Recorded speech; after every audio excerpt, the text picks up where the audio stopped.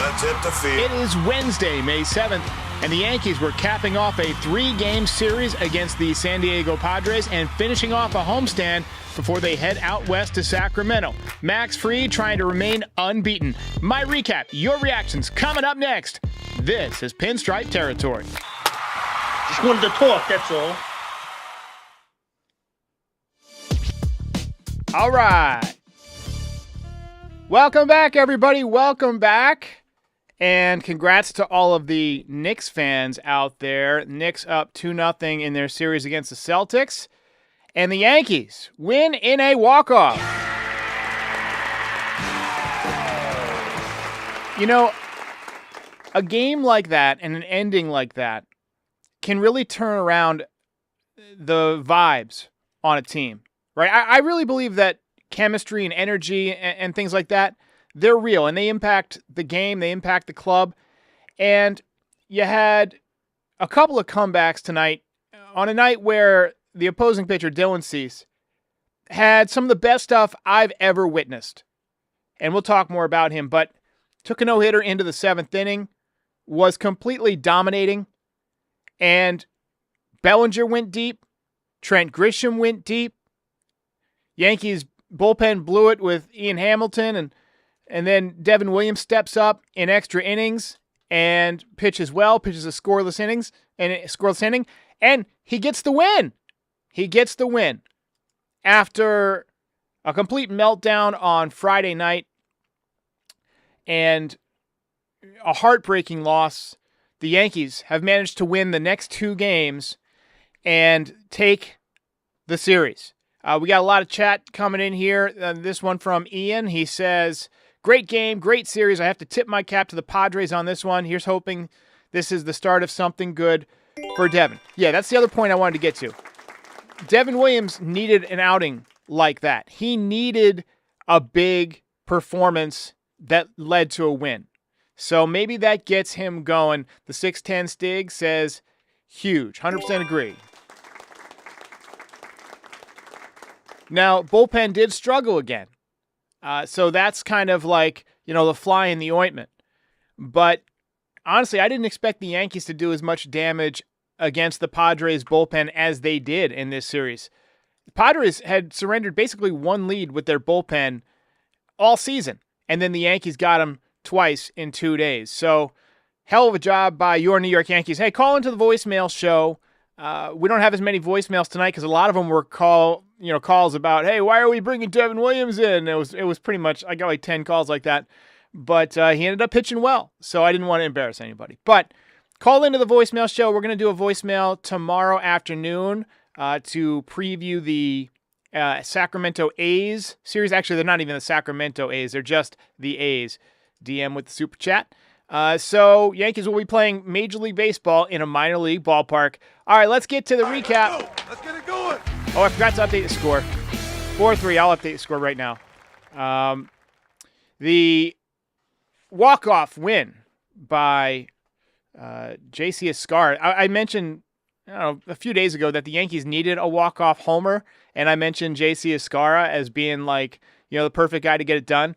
And I was hoping right there that he would put one in the bleachers. That would have sent the stadium, would have sent the clubhouse nuts. It would have made the flight to California that much better. But you'll take a walk-off win. I'm sure they're still pretty happy. So, nice catch by Bellinger to end the first inning. He had a good night. I mean, he had a couple of hits. He ran one down in center field. He continues to play solid defense, and he's heating up slowly with the bat. More power recently. That's 5 home runs already for him. But again, you'd like to see the guy that we saw in spring training, but maybe that guy doesn't exist. They say never trust what you see in spring training or at the end of the season. Padres jumped out front in the 4th. 417-foot home run by Jackson Merrill. You don't see many balls hit like that off of Max Fried. Kind of a hanging curveball, and he jumped it.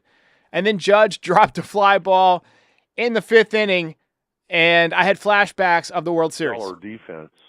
6th inning, I began to think, I've seen a number of no-hitters in my life, and they all looked a lot like what we're seeing from Dylan Cease. He was just disgusting. I mean, the fastball was 98, 99. The slider was unhittable. He had 20 swings and misses. I can't remember the last time I saw 20 swings and misses from one pitcher in a game. He made Aaron Judge, who had a tough night and came in hitting like 420 or something like that, look silly. Judge still at 400 after going 0 for 4 with 3 strikeouts. So with 2 outs in the 7th, Cody Bellinger got him with the belly bomb. Cody Bellinger. Big home run for Cody Bellinger. And look, he just continues to get a little bit better each day. He's, not been a replacement for Juan Soto, but he's playing great defense. He's running the bases well. And, occasionally hits the big home run. That broke up the no-hitter, broke up the shutout, and it landed in the second deck. And 98 above the zone. So that was impressive. Ultimately, the Yankees bullpen did give it up, though. Hamilton and Weaver combined to allow 2 runs. Hamilton, it was really the 2 walks. And we mentioned it last night. I'll mention it again tonight. As a relief pitcher, you cannot walk people. You've got to pound the strike zone because walks will kill you against good teams late in the game. Not every team struggles the way the Yankees do with runners on base. Most teams take advantage of it. Bottom 8, Trent Grisham. Humongous swing. See ya. A home run for Grisham. Handing out the free, all expenses paid, mustache rides with complimentary beverage service. 10th home run of the season. He's already got more home runs than he had all of last season, and we still basically got 4 3/4 months to go. And then Devin Williams in for the 10th. I don't know about you guys, but I was not feeling optimistic. Actually, I do know about you guys. You all called in and told me you weren't optimistic. I was not feeling optimistic either, but tip of the cap to Mr. Devin Williams because he got it done. He walked a rise. He hit Jackson Merrill to load the bases. Jackson Merrill looked like he broke his hand. He was in pain. He stayed in the game. And then he got Xander Bogaerts to strike out on a big changeup. Maybe that gets him going. Perfect bunt by Oswaldo Cabrera in the 10th inning. Remember, he messed up a bunt the other day, and Dominguez was able to get to third. And then J.C. Escarra with the walk-off sac fly to win the game and win the series for the Yanks. Ball game over. Yankees win. Yankees win. All right, so a lot of good comments about the belt. We're going to have some split decisions, right? We're going to have a controversial decision tonight, I think. A lot of people want Williams to get the belt. I thought about it. But ultimately, he was not one of my final 2 choices. Came down to Bellinger and Trent Grisham. Bellinger had a couple of hits. He made the great play in center field. He had the home run to break up the no-hitter. But really, we don't win this game without Trent Grisham. Your belt winner. So, big swing of the bat for the mustachioed one. You wonder how long he can keep this up. We looked at his baseball savant numbers the other day, but I'll bring them up again just because it's worth looking at. He's been near the top of the league in just about everything offensively, which is unusual for him. He's a guy who has power. He's always had power, but now he's hitting for contact too. He is in the 92nd percentile of batting run value, and these stats are out of date. They don't include tonight. XwOBA, 93rd percentile. Expected slugging, 95th percentile. Launch angle sweet spot is above average. Bat speed's a little bit below average, but he's got a short swing. He's quick to the ball. Contact-driven hitter this year, and it's paying off. And, I mean, swing that is built for Yankee Stadium. So, hell of a job by Trent Grisham. I know a lot of people wanted to give it to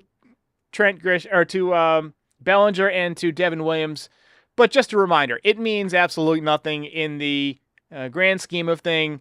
The belt holds no actual value in reality. We got another couple of super chats here. TJ Nowlin says, glad to see the guys keep fighting even when Judge has an off night. That's a great point. Yankees won a game in which Judge didn't really contribute all that much. In fact, he was kind of counterproductive with the drop fly ball. Vincent Watlington says, from getting no hit to a walk-off win, this game has all the emotions. Devin Williams isn't good for my blood pressure, but he got it done. And on a night that the Knicks got it done, a lot of happy New Yorkers right now. Ryan Davis says, Yankees need to stop giving me heart palpitations. It's all right there in front of us. And Big Ed says, Grisham, 40 to 50 home runs this year. Wouldn't that be crazy if he had his Brady Anderson year? Brady Anderson, for some of you who don't know, he was a member of the Orioles in the 90s. And most seasons he was like, maybe 15 home runs, maybe 20 home runs on a good year. And then one year he hit 51 home runs. And it's like, oh, okay, something's out of whack here. Max Fried should not be overlooked. He was tremendous tonight. 7 innings, 5 hits, 1 run, no walks, 8 strikeouts. He had 11 whiffs. He threw exactly 100 pitches, topped out at 97.2. He began the game with a 1.01 ERA. I saw it get down to about 0.93, and then it shot up after the home run to Jackson Merrill, but he finishes at 1.05. You'll still take that every day of the week. And this guy has been incredible. Incredible. And his next start will be against the Seattle Mariners, who not a good offense. They do have some good pitching, but I think he should be able to keep it going for a little bit longer. But a great, great day for Max Fried.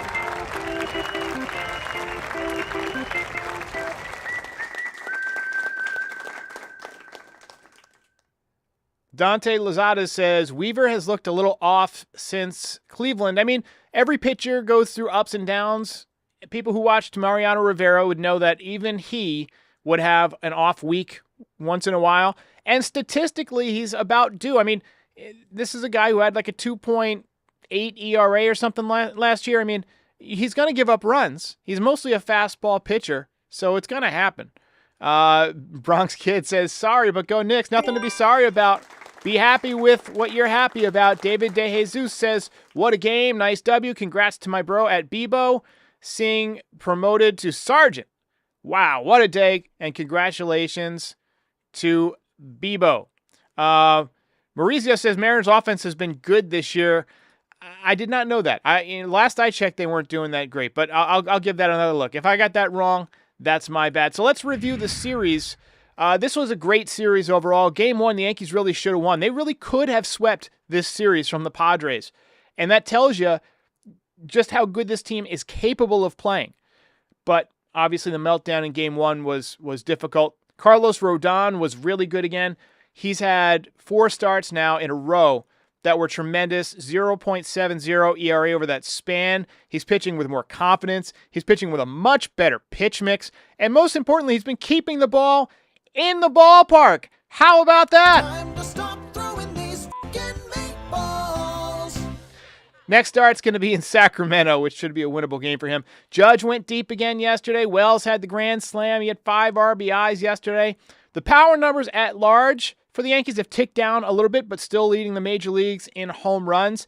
They're not on pace, I don't think, anymore to break the all-time record, but the heat of summer isn't even here yet. It's still May 7th. The pool hasn't even opened yet in a lot of places. Pretty soon it's going to be really hot, and the ball travels much further when it's hot out. Referee says Mason Miller is next, throwing 105. Yeah, Mason Miller, we'll talk about him when we get to the season preview, but appreciate the super chat. Dominguez sat in Game 1, came off the bench in the pouring rain, struck out, made up for it yesterday with a pretty good game, couple of hits, hustled double to kind of spark the rally that led to 10 runs. And today, I thought he had some good at-bats. He had the walk, better contact from the right side of the plate recently. Trent Grisham, as I mentioned, passed his 2024 home run total, and this was a really, really tight series. It lived up to the billing of 2 heavyweights going at it. And now the Yankees head to Sacramento, and forgive me ahead of time, just like when the Indians became the Guardians, I'm going to be saying Oakland A's. Every announcer is going to be saying Oakland A's because we're used to saying it. And we've been saying it our whole lives, not only, during our time on the air, but, as fans. And so trying to get on us too much about it. But the Yankees are going to Sacramento to take on the A's, who do not have a city connect jersey because they don't have a city. but they're above 500. This is not the shitty A's teams of the last few years. They can pitch. They're going to throw Osvaldo Bido, who I'm unfamiliar with, but they're also going to throw J.P. Sears and Luis Severino. Sears having a really good year. Former Yankee farmhand. I always liked him. He was part of the Montas deal. 2.93 ERA so far. Luis Severino, 3.62. How nice would it be to have those in the rotation right now? Mason Miller, he is a guy who throws extreme gas, high octane, 103, 105 miles an hour, but he also gets hit sometimes. 4.61 ERA this season, 26 strikeouts in 13 2/3 innings, so he strikes out about 2 batters per inning. The Yankees will be playing in a minor league park. We'll see how they adjust to those conditions, to that lighting, all that stuff. Tyler Soderstrom, somebody to watch, 877 OPS with 9 home runs entering today. And Brent Rooker, one of the better players in the game, just signed an extension, also at 820 OPS and 9 home runs. And their owner, John Fisher, is awful, one of the worst owners in baseball. He's trying to move the team to Vegas. Right now, I haven't seen anything about construction happening or whatever. I've seen some renderings of the ballpark. If they do end up going to Vegas, I'm definitely going to do a road trip to Vegas to watch a series against the Yankees. Just rent out a suite. And, I mean, that'll be just a blast. I love Vegas. I spent like 40 days in Vegas one time covering poker. Anyway, quick word from the guys at Foul Territory about our sponsor tonight, and then back with your comments and reactions. 1,200 in the chat. Be sure to hit that like and subscribe. I'll be back in 60 seconds. Todd Father, I love the way that modern technology has changed the way that we buy, sell, trade cards, even rip packs. They're called slab packs, and they're on Arena Club. No more shuffling through everything. The common cards are all over the place. Stuff's getting folded out and all messed up. Arena Club keeps it nice and tight in your digital showroom. And then when you want that card and you want to show it off, what do? You just let Arena Club know. Let them know and grab it and take it with you. Show it off online. I think this is huge just because the fact that you talked about cutting the corners. You want to get a card that doesn't break or doesn't have a problem with it, go right to Arena Club. They have everything you need. Easy money right there for really, really good, exceptional cards. After your pulls are revealed, they'll immediately be placed in your vault for safekeeping or trading and selling. Right now, 20% off your first slab pack or card purchase by going to arenaclub.com/foul and use code FOUL. That's arenaclub.com/foul, code FOUL for 20% off your first purchase. All right. I see we got a couple of new members who have joined. I didn't have a chance to update the membership ticker here, but I'll do that tomorrow. Yankees Fan Man and Genesee Hops. Appreciate it, and welcome to membership. Ben Green says the whole team is getting better. The bullpen needs Loaizaga now, and it sounds like Loaizaga is on the way back. Could be back late May, early June. He is going to Scranton, and the plan is for him to make about 5 appearances, and they're probably going to go 5 appearances where the first 3 are a day or 2 apart, and then the last couple will be in a row, and then they'll probably give him a couple of days off and call him up. So Steve Fontaine says, if you have a time machine, which era of the Yankees would you love to travel back and see in person? That's an interesting question. My grandfather said the best player he ever saw was Joe DiMaggio, and he saw Babe Ruth. I think I would try and go to a period where they were both around, within a year period or whatever, and try and see them both. When did DiMaggio come up? I don't know if they were ever on the same team together, but DiMaggio, I think I would love to see play. I would love to see Lou Gehrig play. I never got to see Thurman Munson. I never got to see Reggie Jackson. My first Yankees memories, and I'm writing a book about this right now, were of the early 90s teams, and that team was horrible. I mean, you had Stump Merrill as the manager. You guys talk about bad managers. Can you imagine if this existed when Stump Merrill was the manager and the Yankees were losing 100 games? I mean, we had Spike Owen and Andy Stankiewicz and Mel Hall and Matt Noakes and Steve Balboni and, Kevin Moss coming up to replace Don Mattingly, who was, beginning his back troubles. That was the era I grew up with. And then, 95, I was 12 years old. They finally made the playoffs, and then I was at the perfect age to be obsessed with the Yankees during that dynasty, and that's why you're looking at me now.